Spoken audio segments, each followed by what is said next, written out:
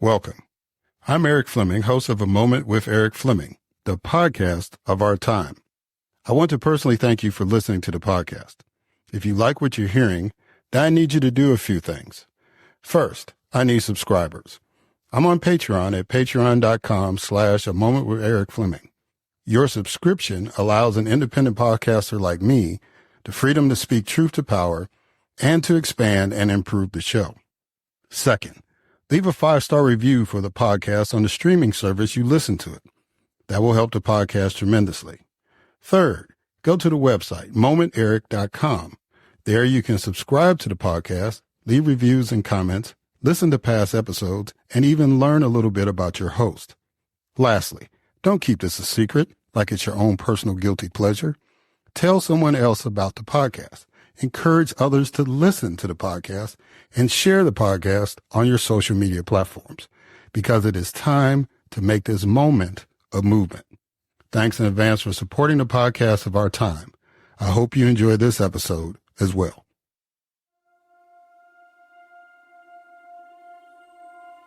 The following program is hosted by the NVG Podcast Network.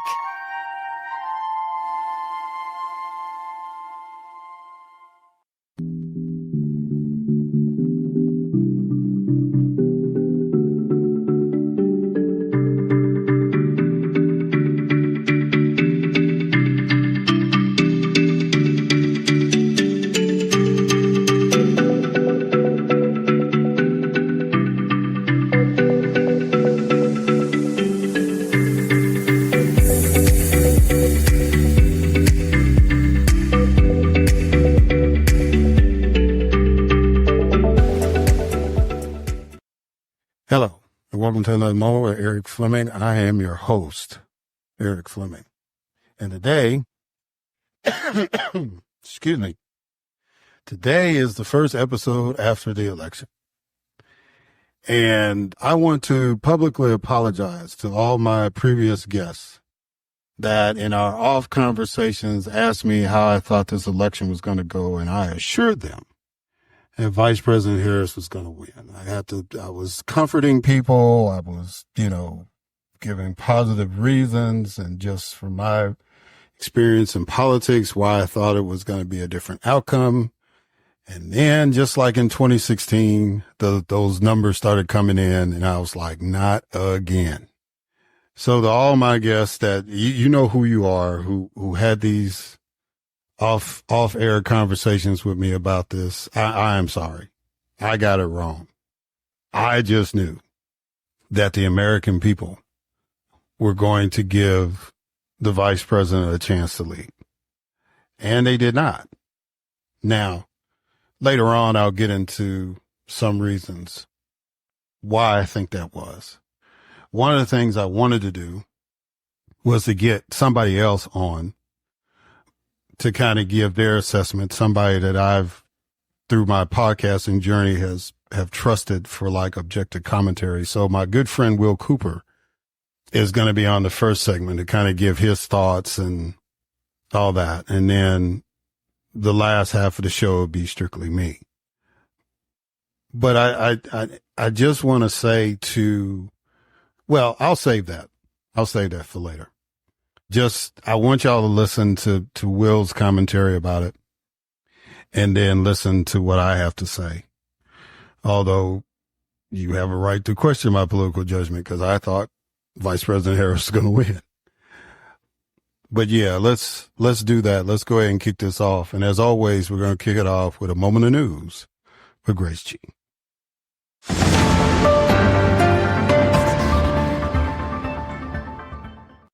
Thanks, Eric. Former President Donald Trump will become the 47th President of the United States after defeating Vice President Kamala Harris in the 2024 presidential election. Republicans gained control of the U.S. Senate while the final composition of the House remained uncertain due to many uncalled races. Voters largely supported abortion rights referendums across the United States, but notable defeats in Florida, Nebraska, and South Dakota marked the first wins for anti-abortion advocates since the Supreme Court's 2022 decision. 2 black women will serve simultaneously for the first time in the U.S. Senate, as Democrat Lisa Blunt Rochester won in Delaware and Democrat Angela Also Brooks won in Maryland. Voters in Delaware made history by electing Democrat Sarah McBride, who will become the first openly transgender member of Congress. A former Kentucky police officer is potentially facing life in prison after he was convicted of violating Breonna Taylor's civil rights. 2 Ohio police officers were indicted for reckless homicide in the death of Frank Tyson, a black man who died after being restrained. A former Ohio police officer was found guilty of murder for the shooting of Andre Hill, an unarmed black man during a response to a non-emergency call in December 2020. And Quincy Jones, a legendary figure in American music, passed away at the age of 91. I am Grace G, and this has been A Moment of News.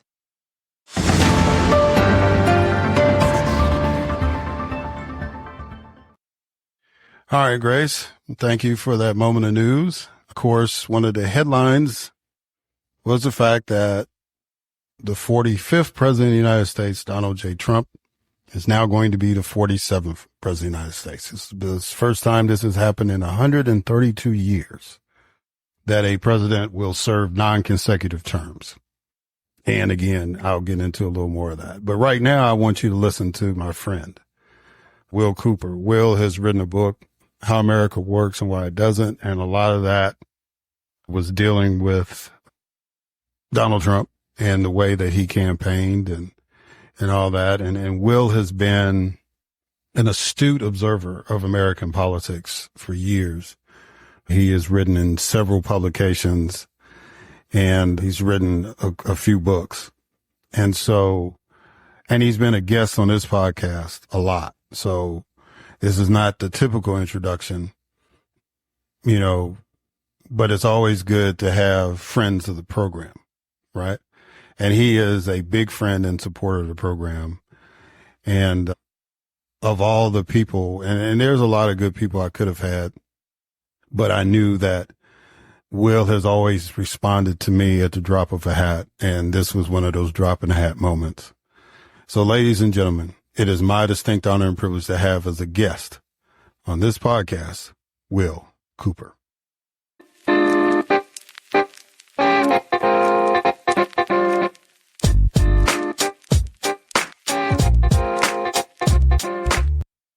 All right. Will Cooper, my friend. How you doing, man? You doing good? Well, I'm doing okay. It's been quite a week. All in all, I'm doing well, but as we'll get into on the political front, been better. Yeah. I kind of the same way. So let me do what I traditionally do, but I'm going to put a little twist to it. So the quote is, God spared my life for a reason, to save America at that point in time. And that was a quote from President-elect Trump during his victory speech. So if you want to react to the quote in itself, that's fine. But what point in time are we in America? Well, it's a great question as always. And thank you for having me, Eric. I love coming on here. I mean, I think like many people, I'm still in processing mode. I'm still making sense of this and look forward to getting your help with that, because it's there's a lot to make sense of. I think as far as that quote goes, it shows how the religious elements of our politics, which are very significant, many millions of people, how closely aligned they are with Trump. And that's quite a complicated area. I mean, on the one hand, Trump's behavior and personality in his own life and while he was president was antithetical to a lot of the ideals of religion. And at the same time, he was able to get 3 Supreme Court justices on the court and overturn Roe versus Wade, which to many folks in that space was a enormous accomplishment. So it's a complicated one, but I think that quote really does show just what a powerful connection Trump has with that community. Yeah. And, you know, I don't really give him a lot of the benefit of the doubt. And I don't know if there's a lot of people that do, you know, but, you know, on my side of the aisle. But I do think that's a sincere moment for him. I think he really believes that he's been called to do this. I don't, you know, there's a point where I always use this movie, The Distinguished Gentleman, as a reference point, because Eddie Murphy played this con man who ran for Congress thinking he was going to get a big score out of it. And then when he got into position, he realized how important it was. Now, in Donald Trump's case, I don't think he still understands the importance of the position, but I think he understands that he has a mission to fulfill, right? And in that he feels that he's been ordained to carry out that mission, whether it's at the behest of billionaires like Elon Musk or the evangelical Christian nationalist or whatever. He feels he's been charged at this time to do that. You know, you've written books about him. You've kind of studied him a little bit. Is that too much of a reach? I think Trump will say anything in any context to get help politically, number one. And he's not the only politician I would say that about. He does it in a more open, shameless way than most politicians. But I don't think there's anything, any line he would draw or anything he wouldn't say if he felt like it was helpful politically. That's point one. Point two, I don't think he's a big thinker. I don't think he thinks in broad strokes about having a mission to accomplish long, coherent, big initiatives. I think he thinks in short-term transactional sense. I want to win this election. I want to increase this poll. I want to advance this political interest. That doesn't mean he's void of policy ideas and preferences. I just think the combination of shameless politician and short-term thinking really predominates within Trump. And my best guess is that's what was predominating behind that statement and his general approach to the election and governing. All right. So let's get into the election. What do you think Harris did wrong to come up short? Because not only did she not win the Electoral College, she's the first Democratic nominee not to win the popular vote since 2004. So it's been 20 years. What would you assess that she did wrong, if you think she did anything wrong? I've been thinking a lot about that because it's so easy to try to, to have these lists of things that the loser did wrong and the winner did right. It's just hard to know how much weight to put into it. My best sense is I actually think Joe Biden was a bigger problem than Kamala Harris. I think staying in the race as long as he did had significant consequences. Number one, I think it really soured a lot of the American public on the Democratic Party because it was so obvious he should have been there, and yet he was there anyway. And that's a extremely damaging thing to do to people who are not just loyalists for the party. Number two, there was no primary, and I don't think that was necessarily illegitimate the way Republicans say. I mean, you're allowed to change candidates later if there's a reason. But I don't think it was some coup or anything like that. I thought that criticism was ridiculous. But what it robbed the party of was an opportunity to put forward different people to the electorate and see which one the people liked the most. And if there was a full primary, we might have had a different candidate. Also, what we would have had if Kamala won, which she easily could have through a primary, is a much longer runway. for people who are very into politics, she was the candidate for long enough for us to know about her. But a lot of the electorate, a lot of the people that go to the polls don't follow politics very closely. And people, if she had had a longer runway and if she had had an opportunity for, Trump was campaigning for basically 4 years. Kamala got 3 months. So I actually, as much as I respect a lot of what Biden did throughout his career, I think his last chapter was very damaging to the party, to the country, and to Kamala's candidacy. I don't think Kamala actually did a poor job. I think she played the hand she was given quite well. The last thing I'll say on this is the Democratic Party has to get on a different side of the immigration debate. I am a very inclusive person in my life and in my politics. And that's reflected in my ideals about immigration. But the American public, the voting public, is not okay with the way the border is being handled, the way it's been handled, and the way Democrats talk about it. And if the art of politics is to win elections so you get more done than if you lose elections, the Democrats have to change their perspective on immigration. And the immigration topic may have negated everything else I just said. It might have just come down to that, in my view. So those are my thoughts. Well, I don't think she did anything wrong. I think, like you said, she played the hand she was dealt. I think for a campaign that was 107 days, she did more than a lot of candidates would have been able to do all the way through. As a matter of fact, she did more in those 107 days than she did when she ran in 2019 to get on the ballot in 2020. And she had been out there for a minute. I think that,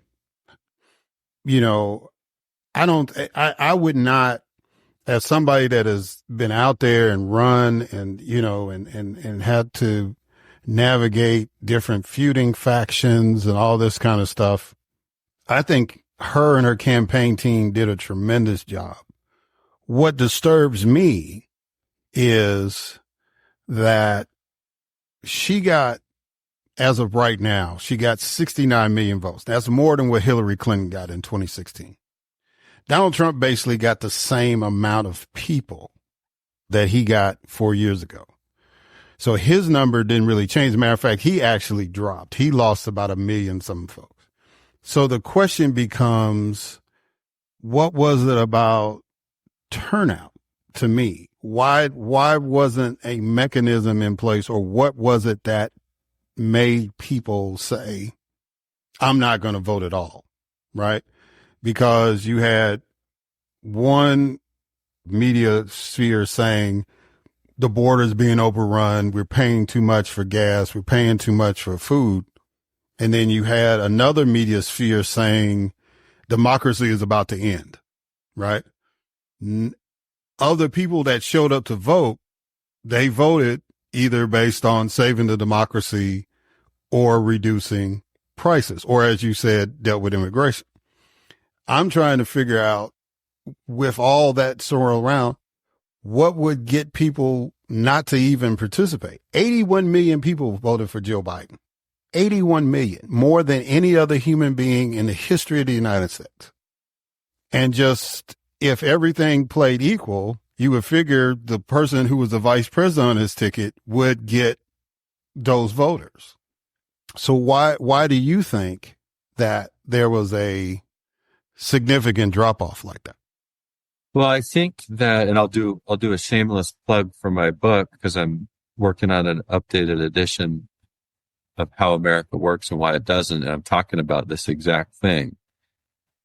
I think it goes back to, I think it's a variety of things, but I think the single biggest one, if you remember, it's hard to remember this, but 3.5 months ago, Joe Biden was a candidate.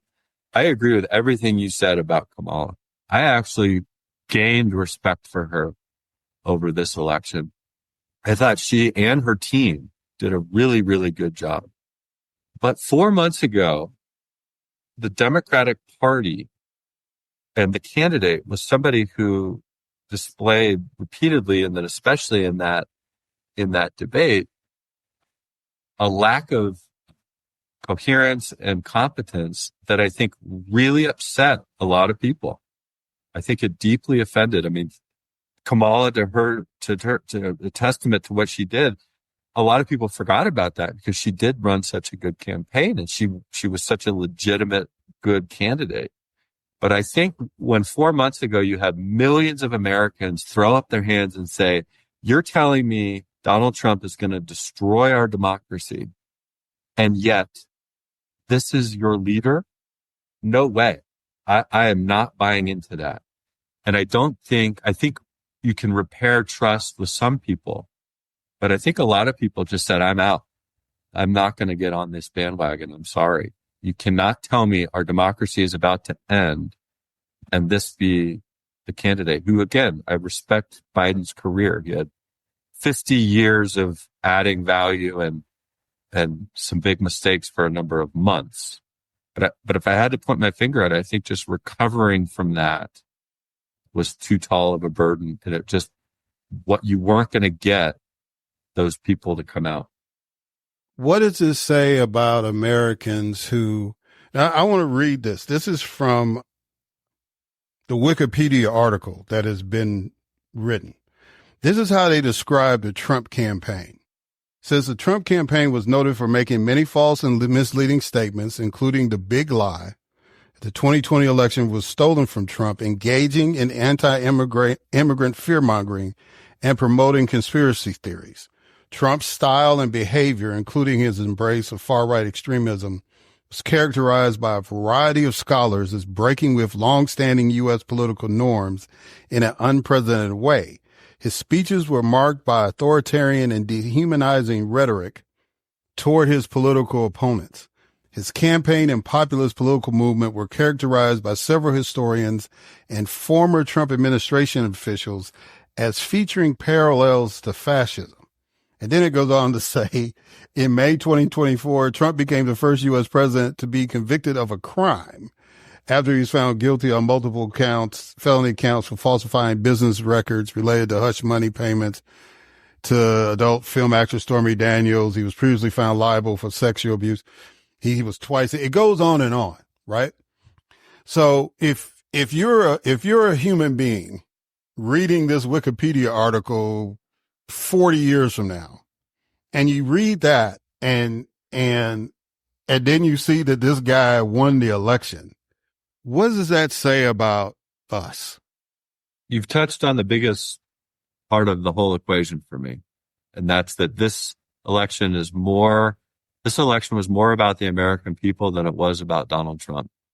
I think Trump will come and go, but there's something going on in our country, in our polity, that's going to outlast him.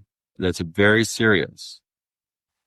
We, as a nation, don't respect our constitutional principles and design the way I thought we did. We don't have an aversion or a revulsion to the structures of government and the types of leaders that the country was basically founded to oppose and reject the way I thought we did. You know, Trump called millions of human beings vermin.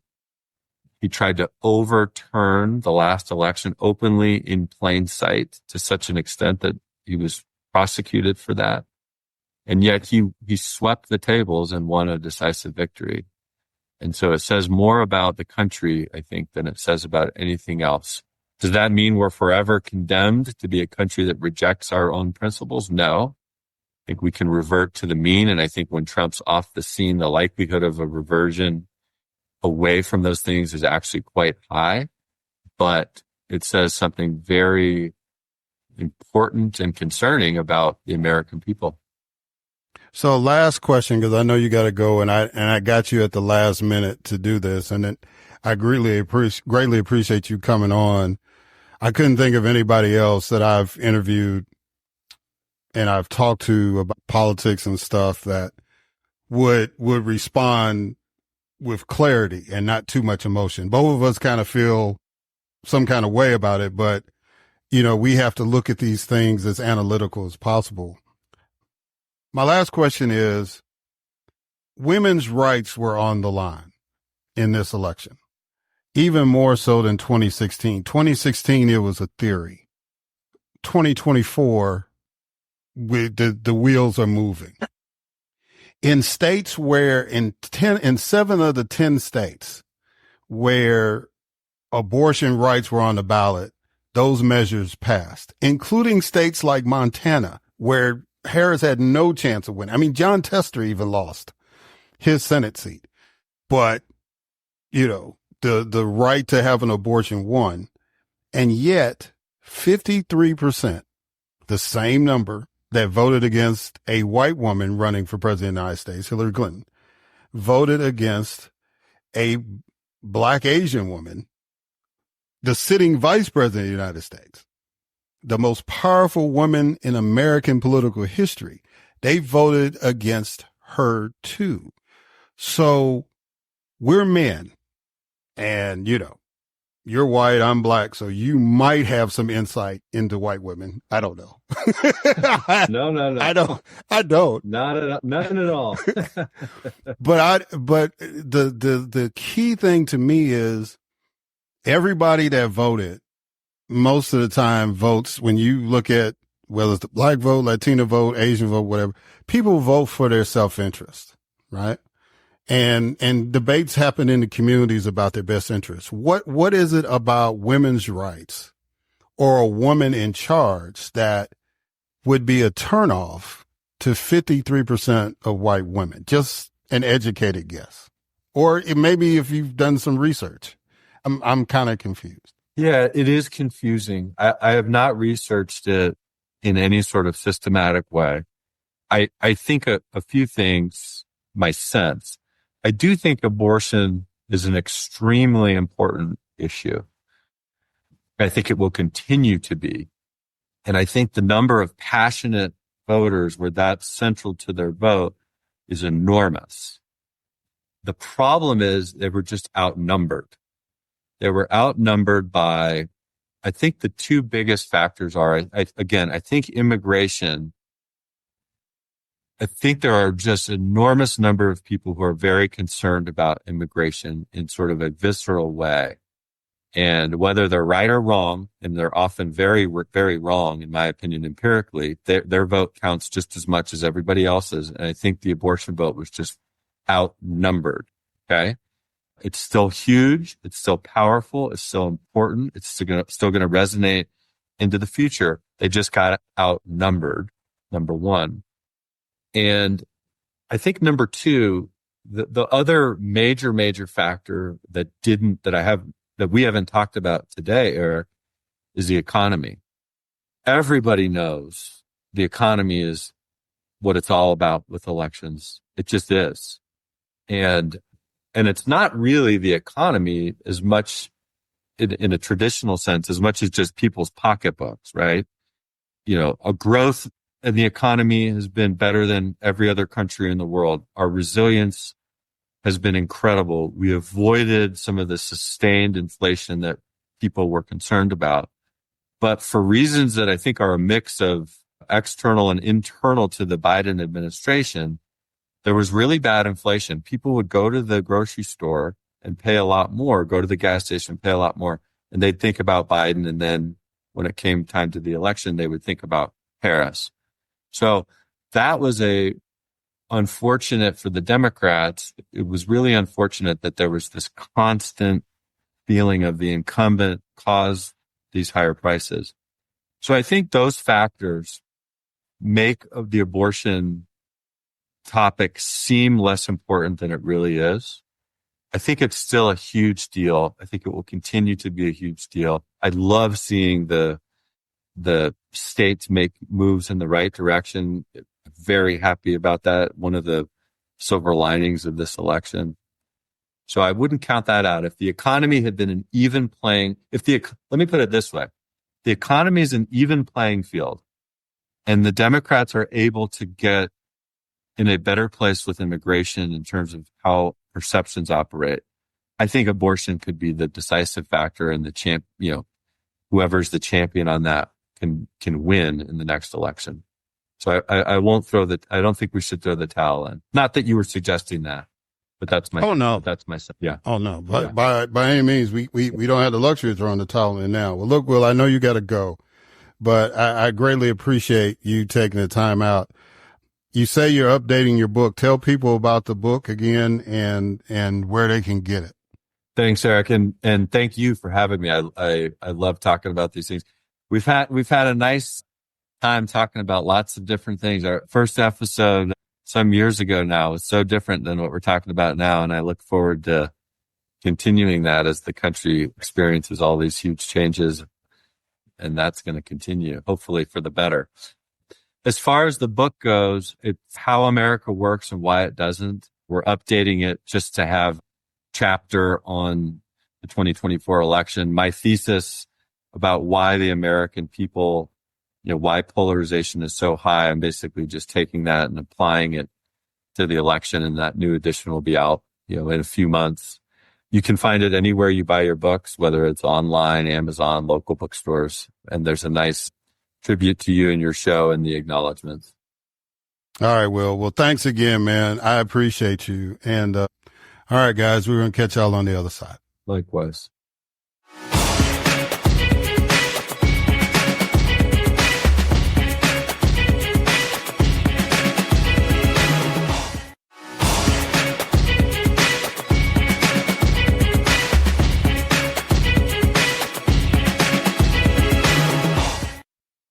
All right. And we are back. So I want to thank Will for coming on short notice to give his assessment about what happened on November the 5th, 2024. And before I go on, what I didn't do in the opening was acknowledge the fact that as this episode drops, it'll be Veterans Day.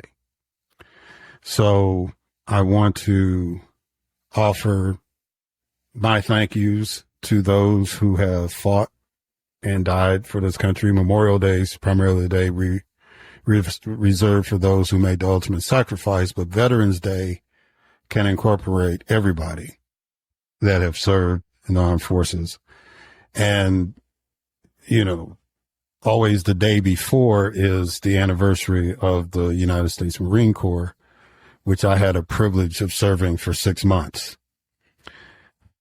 If I haven't told the story, I'll tell it another time. So, this is a special day for me. I lost an uncle I never got to meet in one of the early battles of the Vietnam War.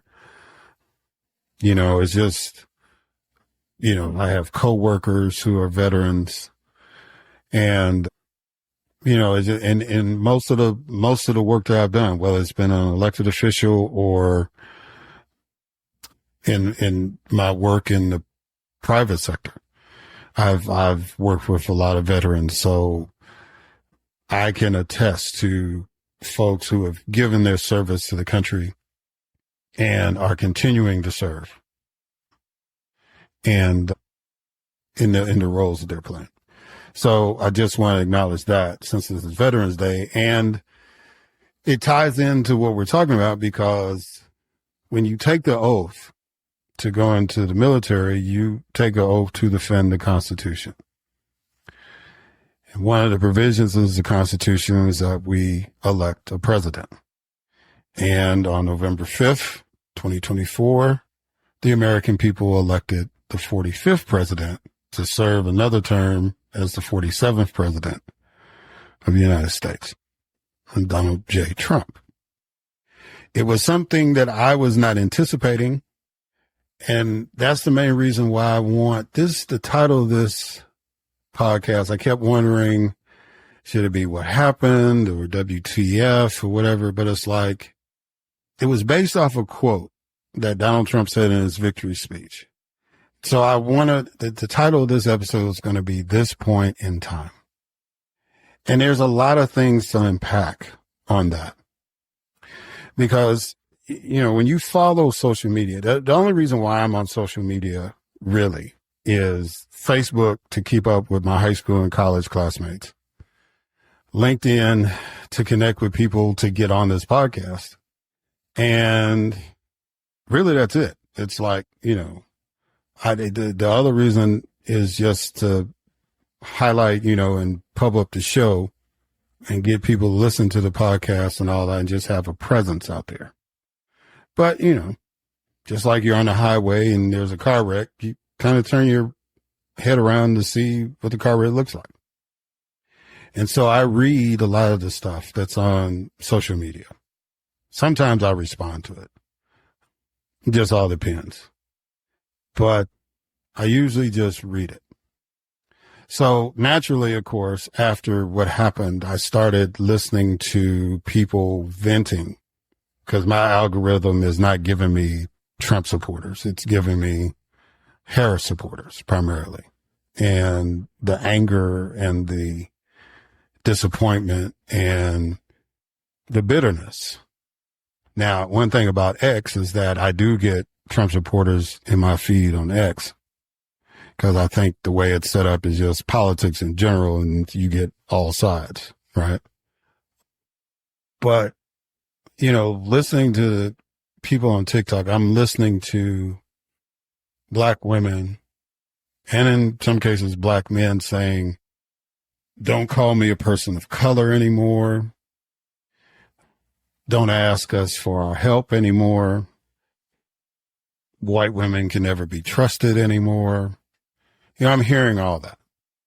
The few Trump supporters I'm hearing is, there's some arrogance, but they were the ones who were coy about their Trump support, but they were very much not for Vice President Harris, saying, well, y'all, trying to make this woman black and she wasn't black and, what y'all gonna do and, and all that stuff. Not anything sounding like they're going to hold, especially those folks that are pushing reparations. I think they already know they're not going to get anywhere with Trump, but they weren't feeling Harris, right? So, and some of them voted for Green Party candidates. And then I've heard some folks being upset about that and saying, oh, well, you voted for Jill Stein. That cost us the election and all this stuff. So this is what I want to say to people. You do you. You do what you feel is best for you to carry forth and make this country better. If you think that isolating yourself from other causes that might be worthy based on this vote, I'm not here to tell you not to do it. You do what you want to do. I don't know if that's going to be productive, but I'm not going to admonish you for that. If you're a Black woman and you're feeling some kind of way, I get it. All of us in the Black community came from a Black woman. All of us. So my mom was an AKA. So to see the nation reject somebody that was a soror of my mother hurts. Somebody that went to an HBCU like my mother and I did hurts. And it whether it was intentional or not, it sends a message about what you think our value is. And if you think that's unwarranted to feel that way, then it's apparent that you've never walked in our shoes, that you've never lived our experience. So, if you're out of touch with that, I can't help you. But I do want you to understand that our feelings are valid and they should be respected. And if you don't respect them, then be ready for the response, right? But let's get into it a little more, right? So when you look at numbers, overall, the vice president got 53% of the female vote overall. And Donald Trump got 45%. That is an incredible number considering two things that Donald Trump did. One when he was president and one when he wasn't. Anybody that's been accused of a sexual assault would probably not even get the time of day to get a job, let alone to be president of the United States. But here we are. Somebody who took away the rights of a group would probably not get would get negligible support, right? Anywhere from 20% on down, but not in the case of Donald Trump. And I find it interesting that in states where Donald Trump won big and the Republican nominee won big, that when it came to abortion rights, that won big too. Montana is the classic example. John Tester, who grew up in Montana, who basically lost 3 fingers on his hand farming in Montana, had served the state well, was the last Democrat standing in Montana. He didn't do like Manchin and not run. He put himself out there one more again. And he got beat by a guy who bought a ranch because he had that kind of money and registered to vote in Montana, and he beat him to serve in the U.S. Senate. And then Donald Trump won huge. But when you ask those women, do you want to have the right to an abortion embedded in the Constitution in the state of Montana, the majority of the people said yes. And I'm not looking at any numbers. I'm sure it was an incredible amount of women that voted for that in Montana, because Montana is primarily white, very negligible black population compared to any other states in the union. So what was it about Kamala Harris that you didn't want her, a woman who championed that cause, who basically ran on that issue? Why would you not give her the opportunity to be the president to make sure that your state and other states had those rights protected? I'll put a pin in that and come back. So there was this thing about black men.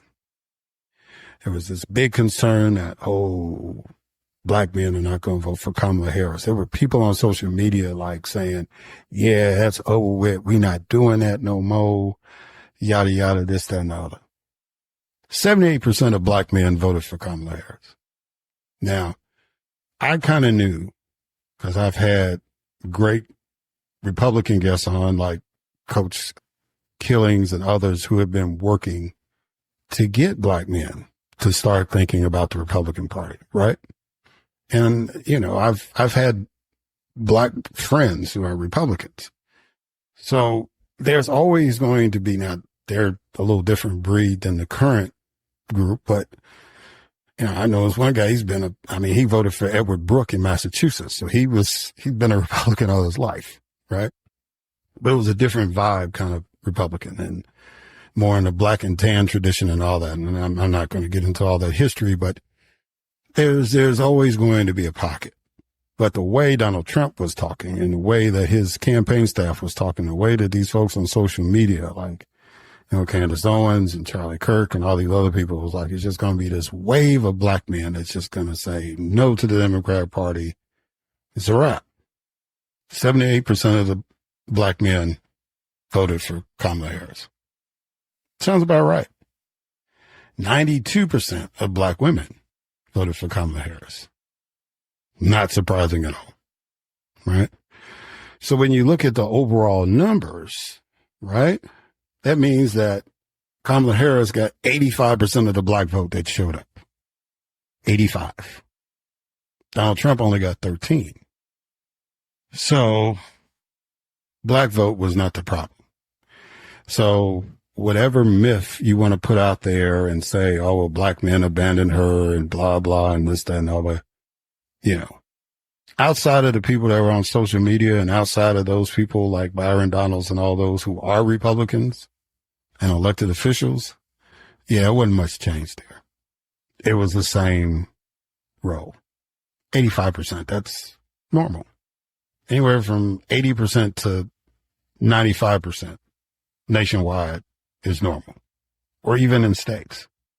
That's kind of an understood figure. When you run for a statewide office or a national office, that's what you factor in.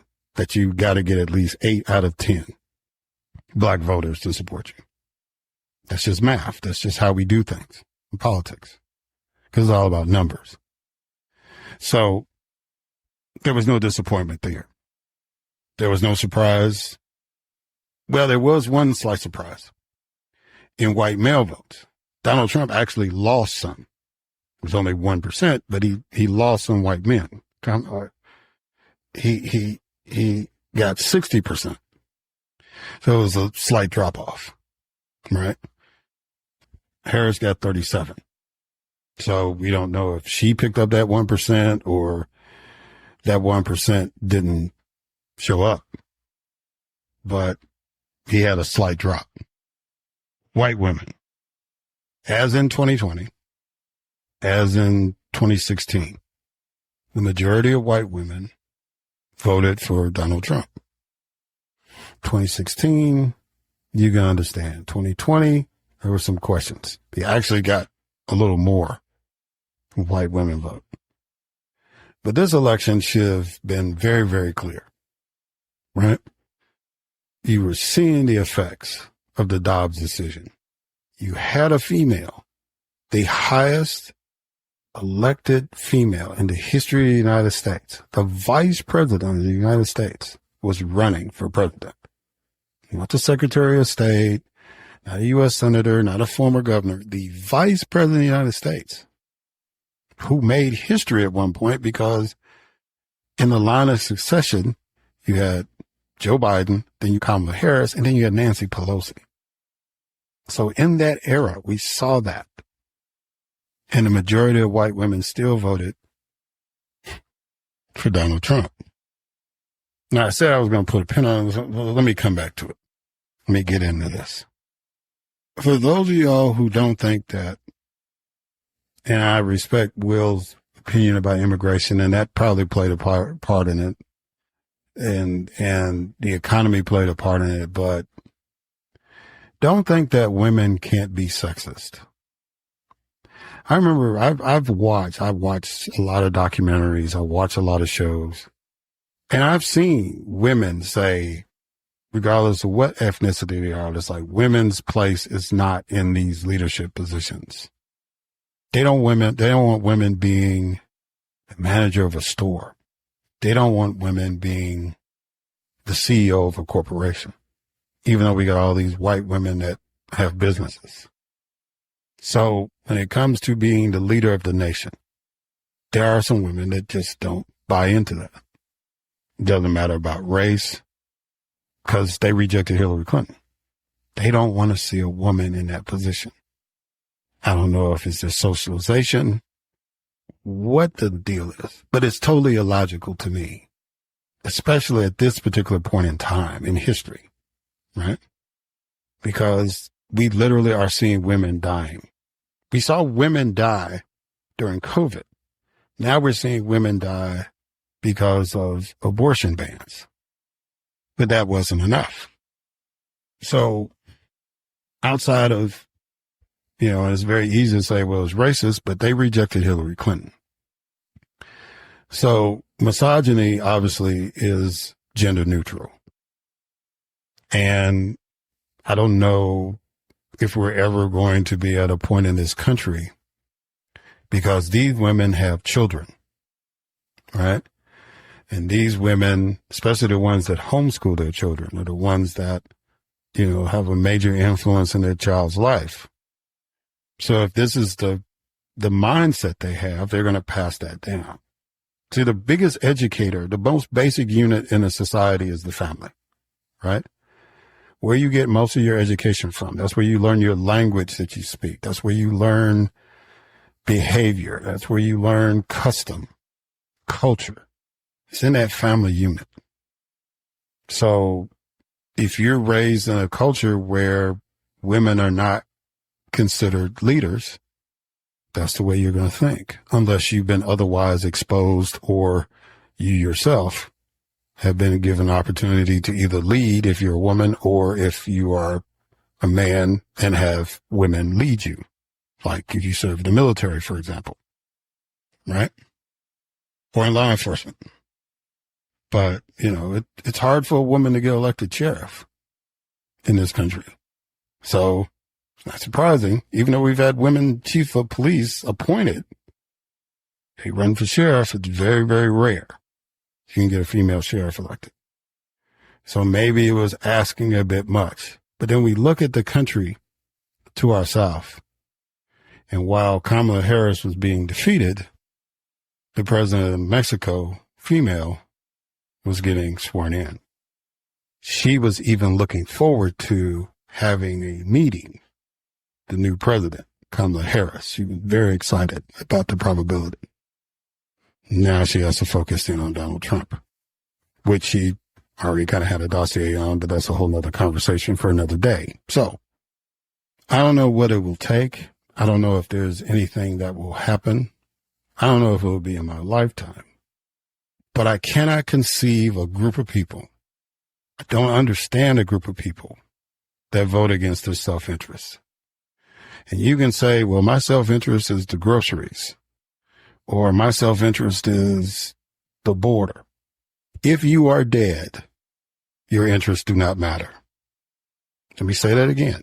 If you are dead, your interest does not matter. Those 9 months that you are bringing another life into the world is your most vulnerable moment.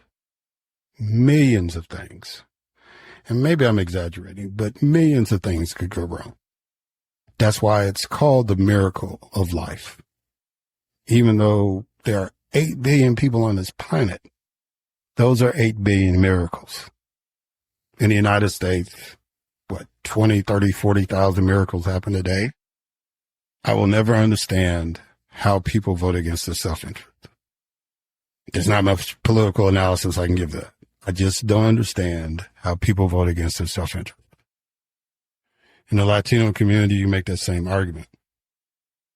Latino women voted for Vice President Harris, but not Latino men. Vice President Harris got 60% of Latino women and only 43% of Latino men. And there are some folks that are coming on the talk shows that are saying that it's a misogynistic culture and people are stuck in their ways and all that stuff. Again, I don't understand how you vote against your self-interest.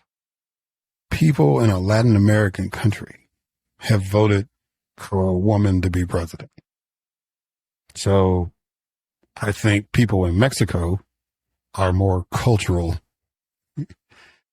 because they're still living in their country as compared to those who are trying to deal with an American culture and maintain their heritage, regardless of what Latin American country they come from. There are representatives of different Latin American groups in elected positions throughout the nation, whether it's local government or state government or in Congress. I mean, a Republican woman, got elected, reelected to Congress in the same state that didn't want a woman to be president. Now, there was a woman running for U.S. Senate in Florida. She didn't win, but I'm just saying, party lines more so than misogyny. And there's a history behind that. And there's been a concerted effort, more so than what the Democrats have done. The GOP has had a concerted effort ever since Jeb Bush's son got involved in forcing the Republican Party to emphasize on the Latino vote. Ana Navarro, who was a big supporter of Harris, she was one of those people convincing Latinos to vote Republican at one point in her life, right? So that stuck. And so a lot of those Latino men have been voting Republican for a long time. It's very easy to say they're misogynistic, but the reality is there's a history behind that. And when you look at the overall numbers, Vice President Harris got 52% of the Latino vote. Now, again, that was buoyed by women, but she got the majority of it. So I'm sitting up here trying to break down stuff because I want to get to this conclusion. Oh, the one thing I do want to say, because I try to keep it in 30 minutes, but it's not going to happen. So let me break this down to you. all those folks who are mad because of Jill Stein voters, right? It was one, I think, Dearborn, where Jill Stein got more votes than Kamala Harris and all that. That was a very committed outlier, right? Because they were trying to say, well, Rashida Tlaib and Ilhan Omar in Minnesota outperformed Harris as far as Democratic votes and all that, or Tim Walz even in Minnesota. And yeah, but Jill Stein didn't even get 1 million votes nationwide. You know, you put her and Dr. West's numbers together and then throw in Chase Oliver, the Libertarian candidate, they got about 1.8 million. But that wasn't the number. And I'll get to the number in a minute. That wasn't the number that concerned me. So that was a typical response, a typical election where the candidates that are not Democrat or Republican, it's the independent vote. So regardless of how you feel and all that kind of stuff, and, you know, I really want the people who on either side of the Palestinian-Israeli issue, the war on Gaza and all that, y'all can do what y'all want to do, but I'm just going to tell you, as having had the privilege of having a platform, and maybe nobody else will come on, but I'm going to say this. I know that the Palestinian supporters I've had on and the Israeli supporters I had on, there's no compromising with either one of them. These are people who are passionate about what they believe. And when you interject that in American politics, there's a no-win solution for that. There's no way you're going to tell me that Vice President Harris is more genocidal than Donald Trump. Can't make that argument. You can't make that argument that Donald Trump is more genocidal than Vice President Harris. You can't make that argument because the U.S. position has always been to support Israel. Whether you agree with that or not, that's the public policy position that the United States has taken ever since 1948. The only thing we can do as a country is to encourage the Israelis or encourage the Palestinians even to tone it down. And we'll sit there at the negotiating table and help you negotiate whatever conflict you got going on. But if you don't agree to sit on the table, there's nothing we can do. Your best interest would be to vote for the person that you think can achieve a peace. If you vote against that or you don't vote at all, that doesn't help your argument. And for those folks who didn't vote for Harris because they didn't like how Joe Biden handled the situation, okay. But just understand that didn't help. But the other choice that was available to you is not going to help. Because even if you voted for a Jill Stein or a Cornel West or somebody else, see, the key in that strategy is this, and I hope that they will take it to heed. If you are going to mount a presidential campaign of significance, if you are serious about a third alternative, then I need you to run people outside of president. I need you to run somebody for governor. I need you to run somebody for secretary of state. I need you to run for somebody lieutenant governor. I need you to run for these state houses. I need you to run for these state senates. I need you to run for county commissioner. I need you to run for the city council and mayor of these cities. Because the only way you're going to build up a consensus to alter a third alternative in this nation is that you've got to compete at every level. It's always been an argument of mine that the Democratic Party should compete in all 50 states, right? That's always been the internal argument with me. But with the Green Party or with Cornel West Party or whoever else, you got to run a campaign not only in every 50 state, but every village, every hamlet, every city, every county. You got to run somebody because you got to build up a pool of people. So when you actually have a convention or you actually have a primary, and then you can choose a candidate that could get enough support to get up on the stage and offer an alternative. If you choose not to do that, I don't care if your issue is about black folks. I don't care if your issue is about Palestine. I don't care if your issue is about clean air and climate change. If you want to have a viable third option, one where people can say, oh, okay, we don't have to choose between the elephant or the donkey, then you got to do the work. You can't just show up every 4 years. You can't offer yourself as a protest vote, right? Because I don't want to be scapegoated as one candidate loses because I showed up. I want to be the candidate that beats both of them and gets to serve in the position. And I have some people in Congress with me to get some stuff done. That's what serious people should do. So for those of y'all who are getting on Black Spaces on social media and trying to blame Vice President Harris for her own demise by not supporting your cause, you've been warned. I mean, people are just going to tell you where you can go and how to get there. I think if you've accomplished your goal, which it seems like you did, then now I need you to have rallies and have protests and have meetings to figure out how you're going to get the Trump administration to do what you want them to do, because they're in, right? So the other number I want to talk about real quick. Now, I don't know if I can do it real quick, but the most important number is 69 million. That's the most important number, 69 million. That's how many people voted for Vice President Harris to be president of the United States. 69 million. Donald Trump, as of this recording, has basically 73 and a half, which is less than what he had 4 years ago in a losing effort. He actually had 74 million people. So basically, what it looks like is that all his folks came back.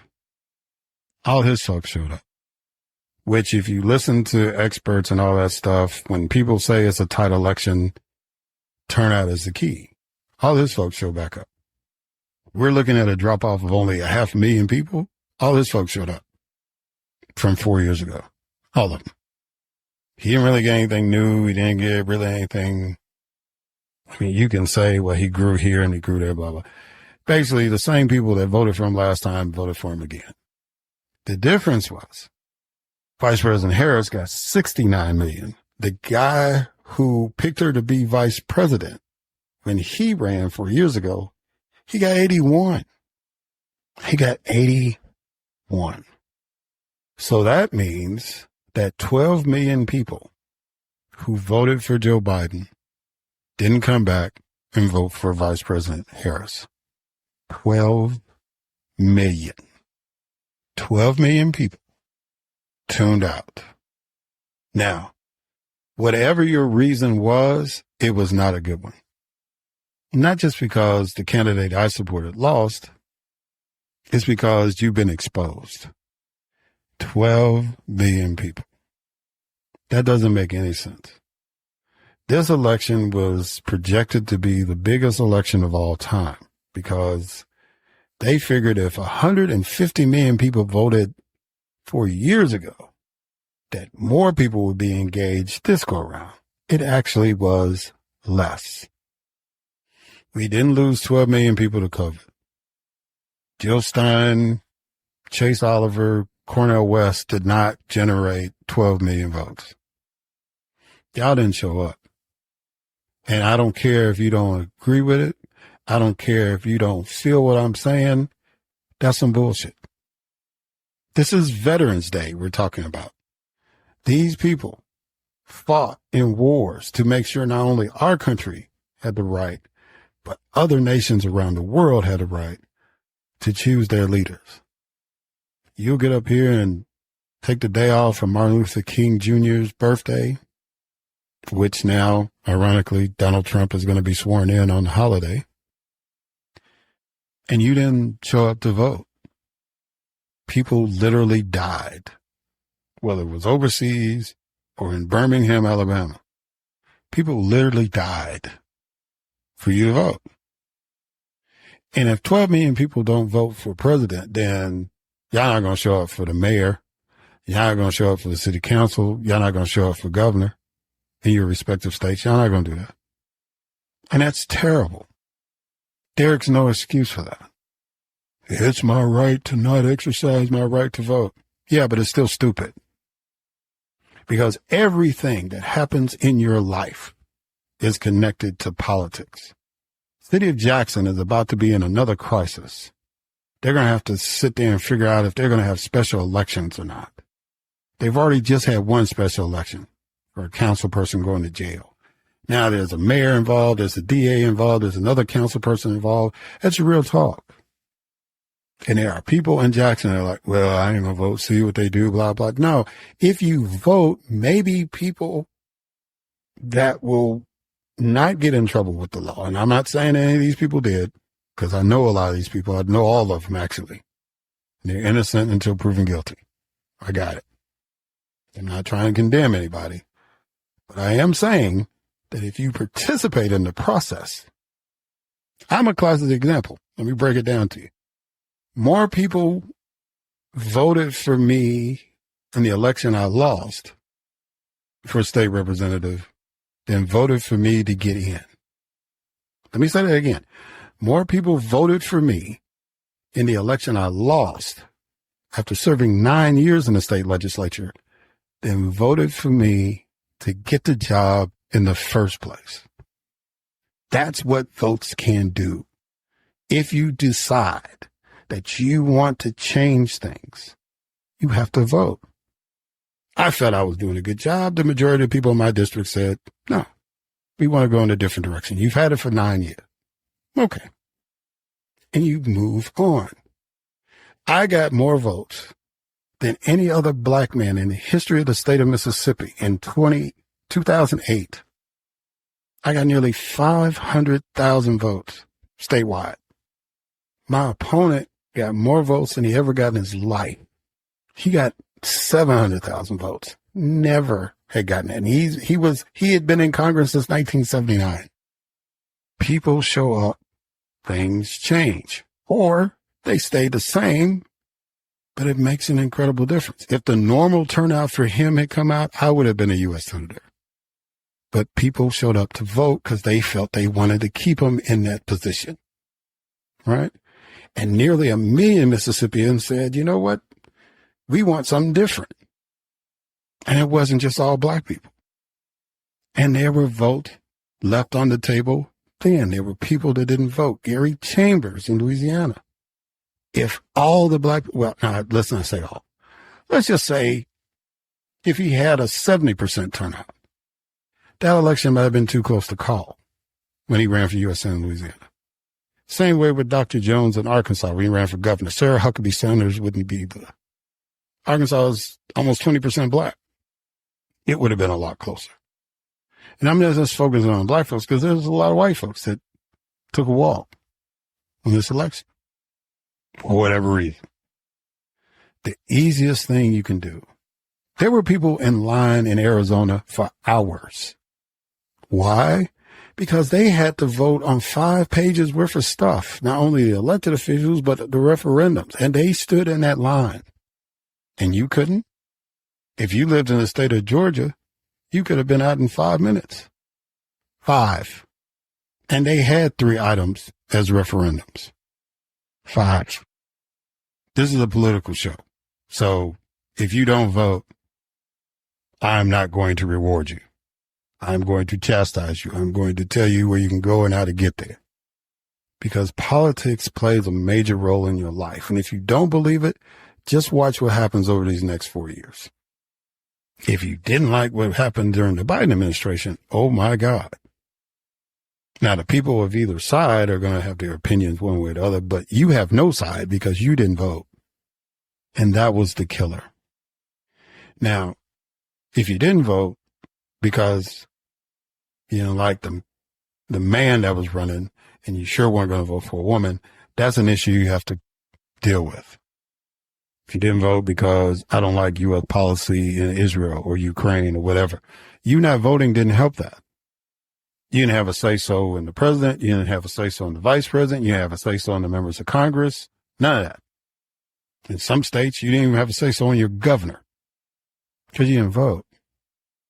And all I ask you to do, I don't want you to necessarily vote for the person I'm going to vote for, but I need you to vote. It doesn't make any sense for more people to vote for who the next American Idol is than to vote for who the president of the United States is going to be. Never. If you can get on the phone in the middle of the Super Bowl and vote for who the MVP is, you can get off your butt and go to a polling place and vote for who your president's going to be. Period. End of discussion. That is who I'm really, really mad at. Kamala Harris did the best she could do. Donald Trump did exactly what he was going to do. He did exactly what he was going to do. He got his folks to come back. He stayed on his formula. Wikipedia can call it fascism, authoritarianism, and all that. I'm not here to disagree with them at all, but it's brand for him. He kept saying, make America great again. And the same amount of people that voted for him 4 years ago showed back up. The people that voted for Joe Biden did not. So that's on you. If you happen to be a white man or a black man or a Latino man or a Latino woman or an Asian man or an Asian woman or a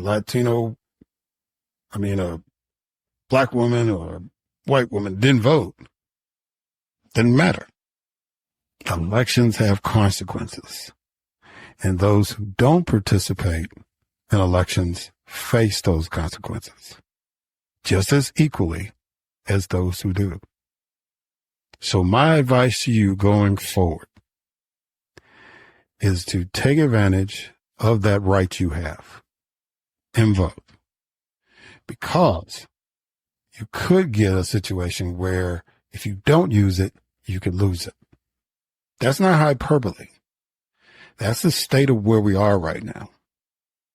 So I would strongly encourage you all from this point forward to vote.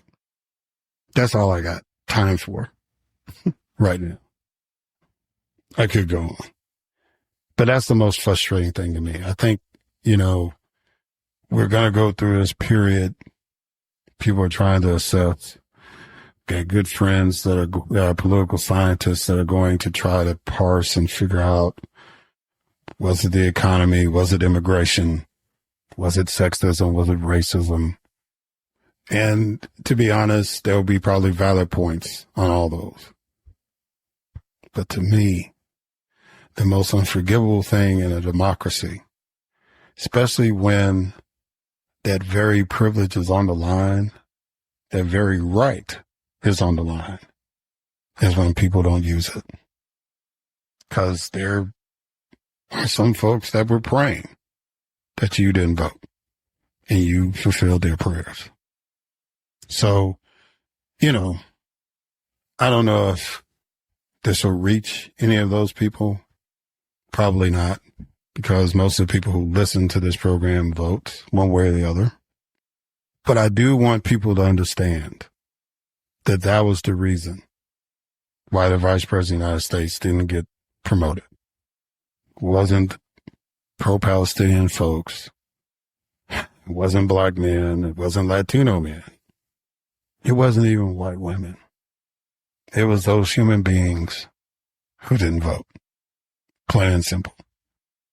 But we'll do our part in this podcast to try to convince y'all that you need to do that.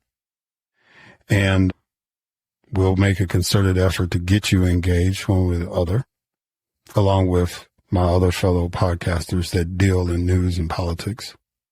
And we'll see if we can do better. Thank y'all for listening. Until next time.